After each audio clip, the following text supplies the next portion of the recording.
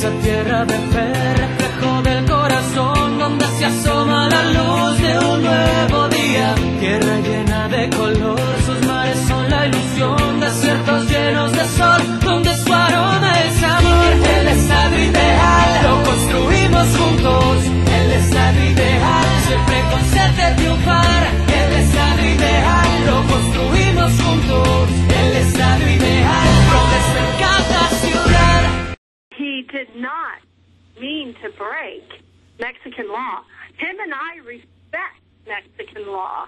Whatever laws you have on the books, we are totally supportive of that. We respect that. Only he didn't know he was going to Mexico that night. He got lost. He's recently in the San Diego area, and that San Ysidro, down there, San Ysidro, you know where that outlet mall is? Yes, Las Americas outlet, yes. I got lost at 10 o'clock in the morning, and I almost went into onto a ramp, and when you come out of that ramp, all of a sudden you're in the Mexican custom lane.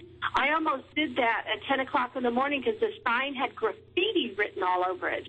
So I know in San Ysidro, the signage is horrible. Now, I don't know exactly where Andrew got lost, but it was 10 o'clock at night, and he called me and said, Mom, I got lost. I made a wrong turn. I ended up at the Mexican border. I'm calling you because I need you to know in case anything happens to me.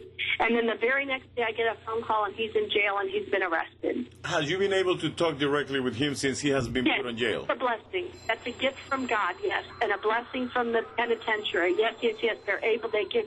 I'm amazed. I'm so grateful to the penitentiary that they allow Andrew access to a telephone, and he calls collect. I spoke to him yesterday. How is he doing right now inside the jail? After his life was threatened and he had to escape so he wouldn't be killed, that was very traumatic. There was an attempt, the prison officials say attempt suicide. I don't believe that to be true. He does have a wound on his neck, though, that he self-inflicted. There's, no, it was very tiny, though. In my mind, I'm a nurse. It was small and insignificant. As a Marine, I honestly think it was a ploy to somehow get as much attention and protection as possible. But so he was chained in 4-point restraint for 30 days, chained down to the bed, by all fours.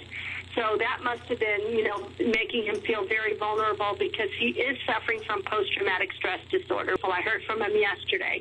He's very grateful, and he does not want to be moved out of La Mesa Penitentiary in the infirmary where he's at because I believe he's grown to trust.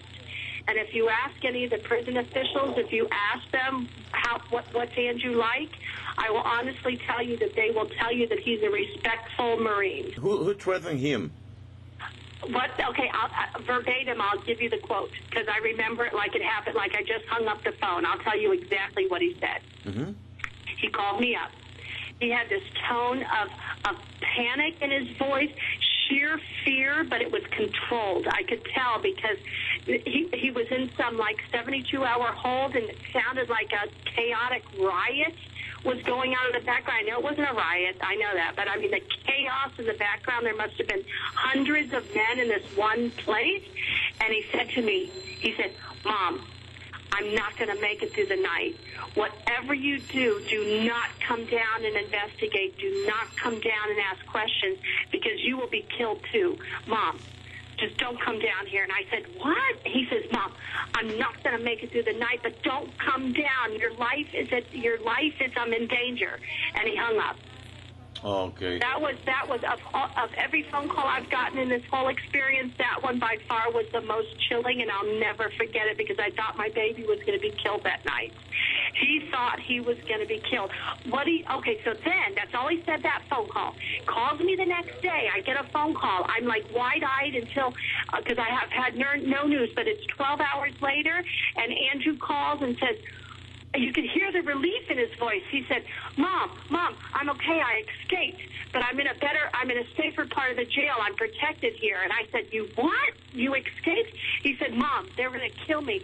There was hitmen in there, and they were going to, so the quote, that's what he said, do not use the word cartel. He never said gang members. He never said cartel.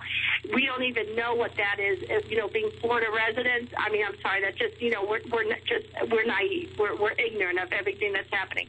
What he said was, Mom, there are hitmen in this cell with me, and they told me that they're going to rape me, they're going to torture me and execute me, and I'm going out in a body bag, and they showed me the stretcher I was going to go out on. And that was the first time. But then he says, don't worry, though, Mom, I'm in a safer part of the jail. So I was relieved.